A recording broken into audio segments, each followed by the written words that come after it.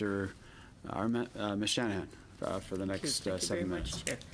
Thank you very much to the witnesses for being here today on an issue that, as somebody that just heard about it and read about it, I was deeply concerned as well to hear about this, because in my career as a former banker, we relied on Equifax, this would have been in the 80s and 90s, for information. In fact, I recall at that time that the problem that we had with Equifax was that the data was inaccurate on consumers, and we regularly had to check up ourselves. So we would receive the report on a customer, or whether commercial or individual, and we would follow up ourselves and actually do the checking.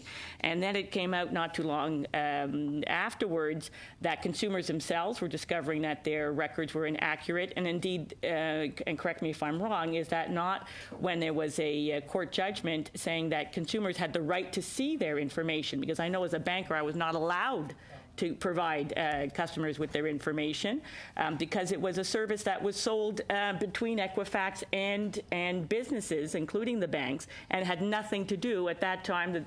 The consideration of the consumer was nowhere to be found in the buying and selling of that information. So fast forward to today, now I see that on your website that you're selling consumers their own information that you are collecting, that your business customers are paying you for, and you're selling it back to customers, the verification of that information, for $20 a month. Could you please explain the business model behind this? Sure. First, in regards to any inaccuracies or information that's lacking on the file, we welcome questions from consumers across Canada. We welcome, and you know, Tony can speak to our consumer call centers. We want to make sure that information is fair and accurate. That's what our legislation says. That's how we operate our business. It has to be. In fact, it's because you're selling that information. It has to be accurate. That's your business model. It's up to you to make sure that the information is accurate, not the consumer. If there is suspicious activity on the consumer's account, you should be paying for that investigation. If the consumer wants to know what their credit score is, yes, they should have access to that immediately for free, and that's what the court judgment in Canada said. The consumers had that access. I seem to remember it being once a year, and that the consumers had to go in and do it on a paper basis, provide all their information. I know, because I used to provide that education to consumers, and it was very onerous and difficult to find on the website. I will give you one kudo today. I see that it is actually accessible. You only have to go to the bottom of the consumer website page of Equifax to find that access. But restoration specialists to help you recover from ID theft, the consumer has to pay for that. You should be paying for that if somebody is able to steal their ID. $19.95 per month. So I'd like to know what costing went in to discover that was actually the cost of providing this service to customers. Cancel at any time, but sorry, no partial month refunds. So if you're one of the 19,000 impacted, we are paying for that service. We're affording all Canadians, and we've seen, over close to 2,000 Canadians so far subscribe to that service that we've offered for free to them. For 12 months, am I correct? For 12 months, It should be for life, Mr. Russo, for life. And consumers have their SIN numbers and their birth date for life. They are potentially at risk for life. I would leave that for you to think about. Do I still have time? You bet. You have another 3 minutes. Okay, well, please continue. Turn to Mr. Napoli in terms of to outline some of the access and information we have that consumers generally can get in terms of monitoring their credit and fighting fraud. Something as simple as a free credit report. So as I had mentioned, there are free services that we have. So Canadians do have unlimited access to their credit file throughout the year. And Mr. Russo did mention that we are looking at launching functionality where a consumer will be able to lock and unlock their files for free. So impacted consumers from this breach after the 12 months will have this possibility to do so. Therefore, mitigating any fraudulent activity or possibility of fraudulent activity on their consumer file.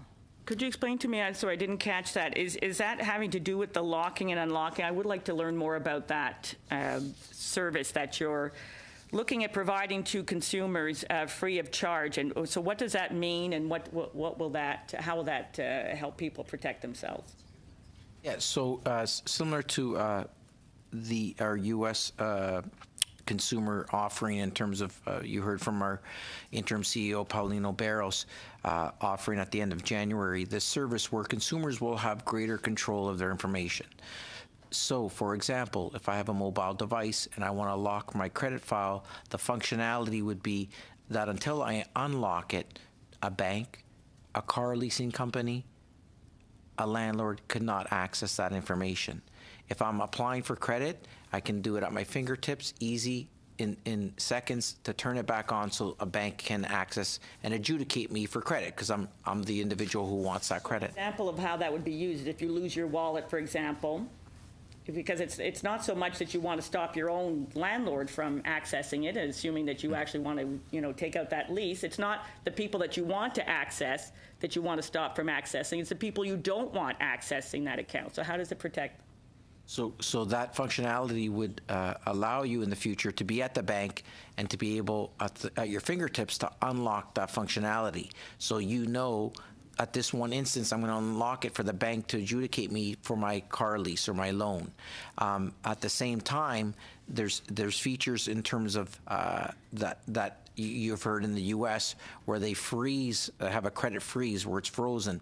Well, that's not very consumer friendly in most instances, because to unfreeze it takes time and reauthentication. So what we're building is an easy to use service that consumers with an iPhone, with a device, are able to do that instantaneously within seconds to allow themselves to be protected.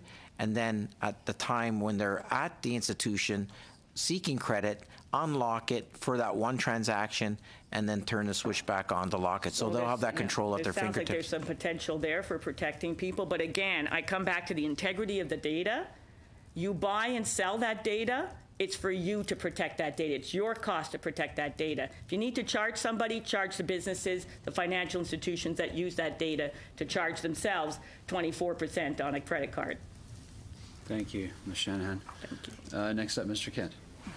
Yeah, well, that's tough act to follow. Yes. Very Given that the vulnerability of Equifax in the United